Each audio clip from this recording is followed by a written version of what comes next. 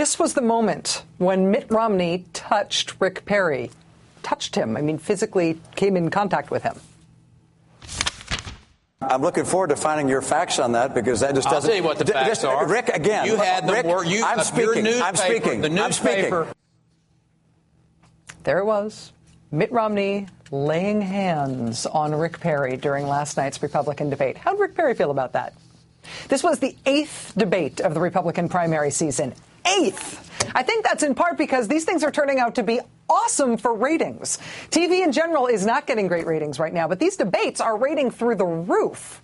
But for whatever reason, because there are a ton of these things, and they happen so frequently now, the Republican candidates' debate is starting to feel like an ongoing TV show, like we're all watching new episodes of the same show that just airs a new episode every week. And as we continue to watch this really entertaining TV show week after week, the candidates' strategies for the debates are sort of starting to feel like it's their strategy for developing their characters on this ongoing episodic TV show. Por ejemplo, Rick Santorum, as a character on the Republican candidates debate show. Rick Santorum, why are you here on the Republican candidates debate show? Not one person here mentioned the issue of family, faith, marriage, the faith-filled community, the traditional values of marriage and family, the partial birth abortion ban, family in America and faith in America, a moral conservative that's not good for families. He also doesn't have anything that takes care of the families. Rick Santorum's character on the debate show is the guy who talks about gay people and abortion and family values all the time, and who complains that the other candidates do not do enough of that. How about the Michelle Bachmann character? Why are you here on the Republican candidates debate show? The person who really has a problem with illegal immigration in the country is President Obama. President Obama has failed you. President Obama's plan, it's because of President Obama. Barack Obama will be a one-term president. Michelle Bachmann's character on the Republican candidates debate show is counter to her reputation as kind of a wingnut. She is the one who keeps things focused on targeting President Obama. How about Herman Cain? Herman Cain, what about you? Why are you here on the Republican candidates debate show? If I am fortunate enough to become the Republican nominee, it's going to be the problem solver who fixes stuff. This is an example of mixing apples and oranges. The state tax is an apple.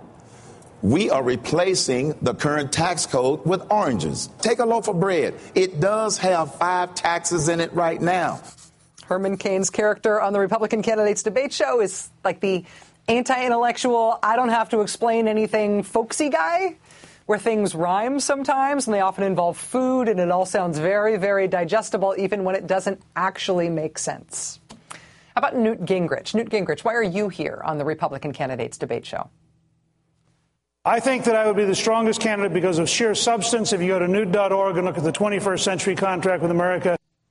Yes, of course. Newt Gingrich's character on the Republican candidates debate show is the self-promotional guy who is always there to remind you that he has a website and you have a credit card. And wouldn't you like to take your credit card to visit that website?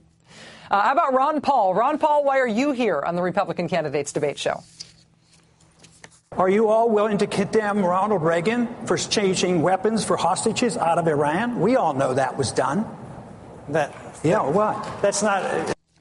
Yeah, what? Ron Paul is playing the character of Ron Paul in the Republican debate show. The character of Ron Paul in all its quirky, make all the other candidates uncomfortable awesomeness.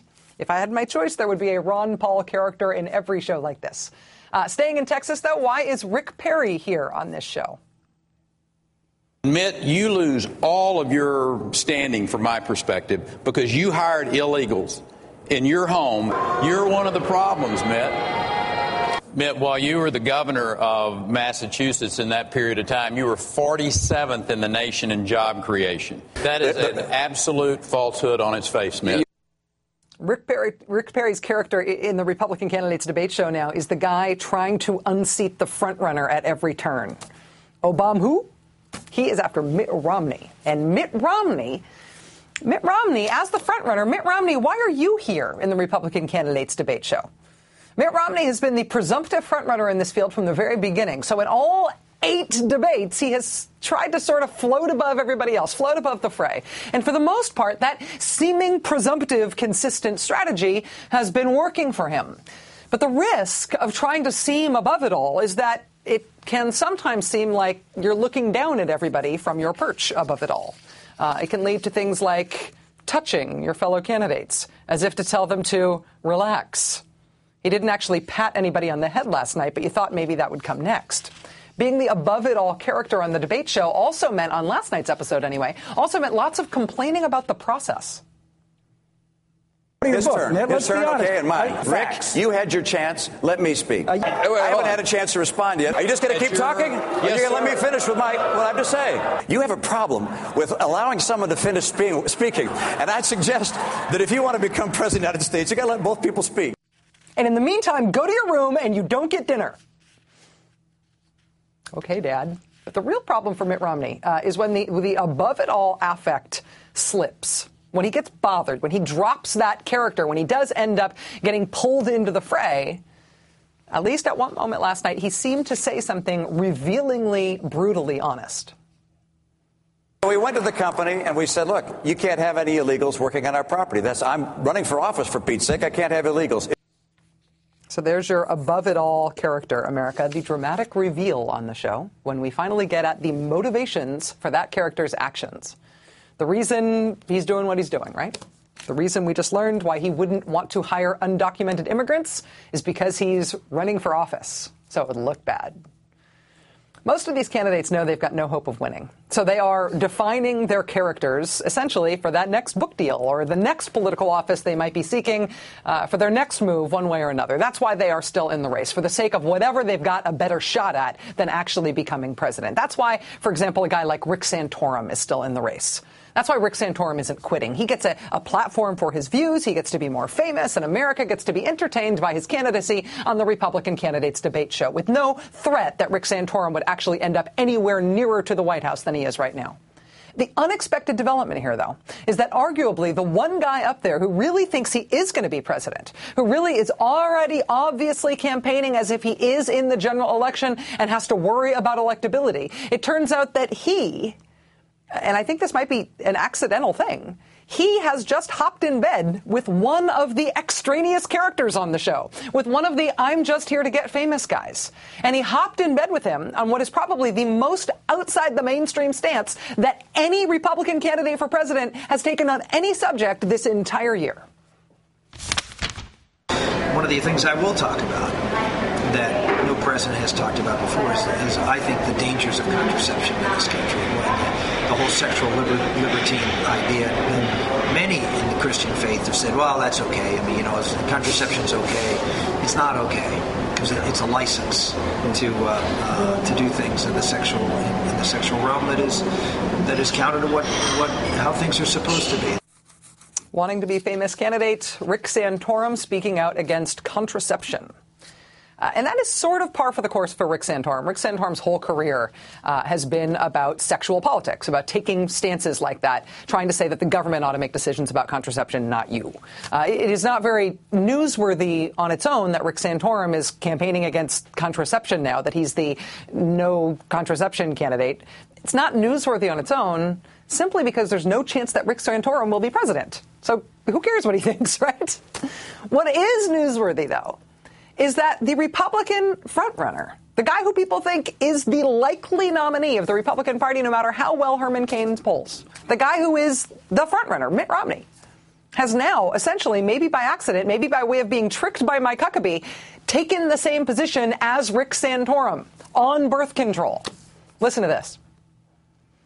Would you have supported the constitutional amendment that would have established the definition of life at conception? Absolutely.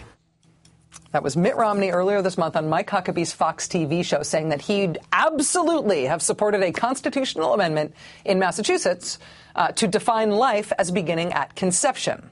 Now, this is not a hypothetical, abstract question. It is about Massachusetts, but it's not about the country. A constitutional amendment on that very issue is up for a vote next month in Mississippi. They call these things personhood amendments. Mike Huckabee was asking about it in part because he's one of the Mississippi Personhood Amendment's celebrity endorsers, along with Brett Favre's wife. Defining life at conception or at fertilization, as Mississippi is trying to do, is a real policy position with real consequences. Like, for starters, it would ban abortion altogether, full stop. It would also ban many fertility treatments. And both sides seem to agree it would probably ban many popular forms of birth control. Personhood amendments make a miscarriage a matter for criminal investigation. They may make the pill, the IUD even, illegal. Before they realized that banning birth control was not all that popular an idea, even in Mississippi, the Yes on Personhood Amendment folks in Mississippi used to promote their anti-birth control views right on their website about the amendment. They have since taken this language down since it started getting quite a bit of attention. But now Mitt Romney says he would absolutely support a constitutional amendment like Mississippi's.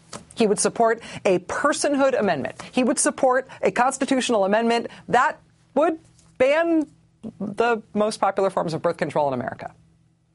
Mitt Romney has not yet clarified this comment since he first made it. Does he really want to make birth control illegal for the whole country? We have tried repeatedly to get an answer from the Mitt Romney campaign on this issue with no luck.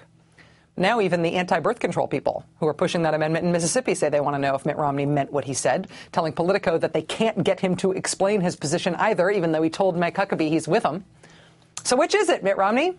Are you the Rick Santorum character in disguise? Or are you the Mr. Electable, Mr. Above It All, Mr. Everybody Just Calm Down?